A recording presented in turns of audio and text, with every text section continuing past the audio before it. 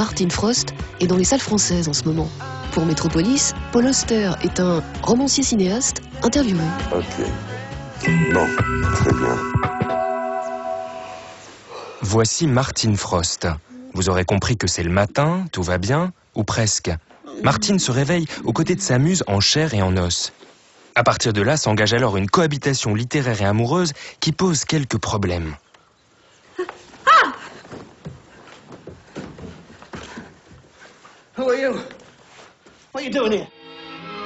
On peut noter que Martin Frost a quelques points communs avec son créateur.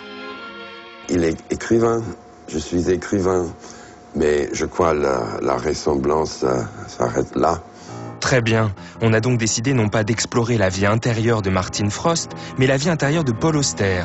Vaste entreprise, puisqu'on trouve le nom Auster aussi bien au rayon littérature étrangère qu'au rayon cinéma, nouveautés et même bande dessinée de toutes les bonnes librairies. Toutes les histoires que j'ai écrites, les livres, des romans ou de temps en temps des films, les histoires viennent de je ne sais pas où. C'est toujours de l'inconscient. L'histoire me trouve. C'est pas que je vais chercher quelque chose.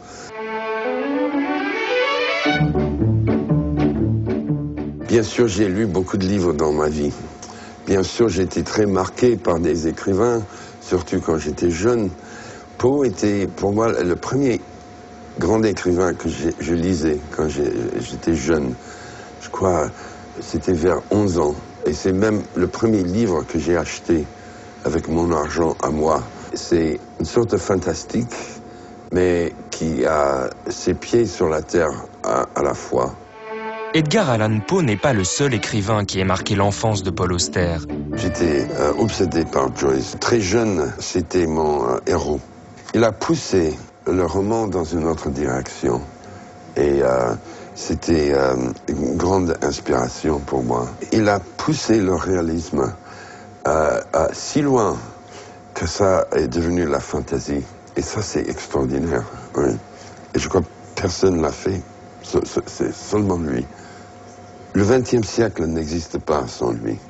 Avec la lecture de Poe et de Joyce, l'univers de Paul Auster mêle aussi réalité du quotidien et fantastique. Il y a ajouté un goût pour le burlesque qu'il tire de son amour pour le cinéma muet.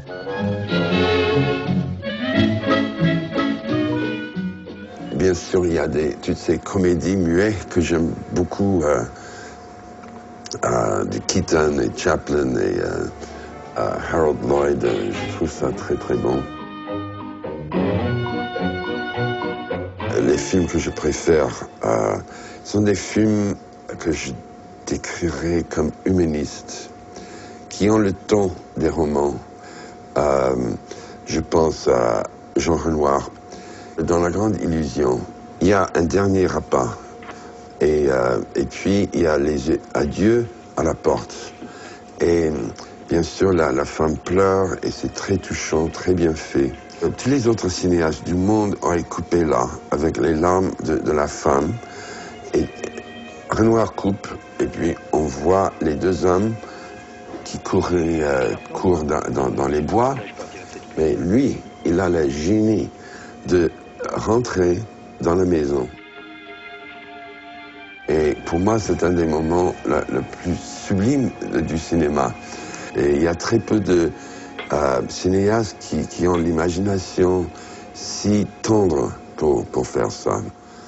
C'est une image je crois, de la solitude, mais aussi les conséquences meurtrières de la guerre sur les gens innocents. Et ça, c'est comme un roman. Paul Auster a déjà pris position contre la politique américaine depuis le 11 septembre dans des éditoriaux ou des articles. Mais jusqu'ici, cette actualité-là était absente de ses livres. Le roman que je viens de terminer, il y a un mois, qui va sortir l'année prochaine, adresse des choses qui se passent maintenant aux États-Unis plus directement, je crois, que n'importe quel autre livre que j'ai écrit. C'est un ton un peu spécial pour moi. Alors je tiens à ce livre beaucoup, mais vous verrez. Et cette exploration du cerveau austérien se termine avec une passion typiquement américaine. Je suis obsédé par le baseball. Parce que le baseball, c'est intéressant. Il n'y a pas un montre. Hein? On peut jouer à l'infini. Pas comme le football, le basket, il y a toujours le temps qui est là. Le baseball, il n'y a pas de temps. Chaque match est différent. Chaque fois que je vois une match, je vois quelque chose que je n'ai jamais vu avant. Et j'ai regardé des milliers de matchs dans ma vie. De temps en temps, j'ai parlé du baseball dans mes romans, mais pas à longueur. Un jour peut-être, qui sait. Mais pour le moment, c'est mon petit secret pour moi.